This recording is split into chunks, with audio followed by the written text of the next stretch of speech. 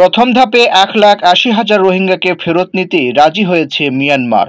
শুক্রবার ব্যাংককে ষষ্ঠ বিমস্টেক শীর্ষ সম্মেলনের ফাঁকে এক বৈঠকে মিয়ানমারের উপপ্রধানমন্ত্রী ও পররাষ্ট্রমন্ত্রী ইউথান সুয়ে বাংলাদেশের প্রধান উপদেষ্টার উচ্চ প্রতিনিধি ডক্টর খলিলুর রহমানকে এ তথ্য জানিয়েছেন।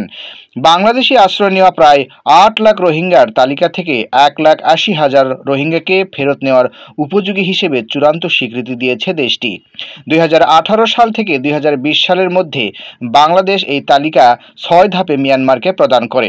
এর মধ্যে আরও 70,000 রোহিঙ্গার চূড়ান্ত বাছাই এখনও চলমান রয়েছে, যাদের ছবি ও নামের মাধ্যমে যাচাই করা হবে।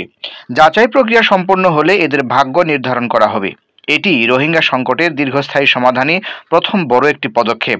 শুধু এই 2.5 লাখ নয়, বাকি 5.5 লাখ রোহিঙ্গাকেও দ্রুততার সঙ্গে বাছাই করা হবে।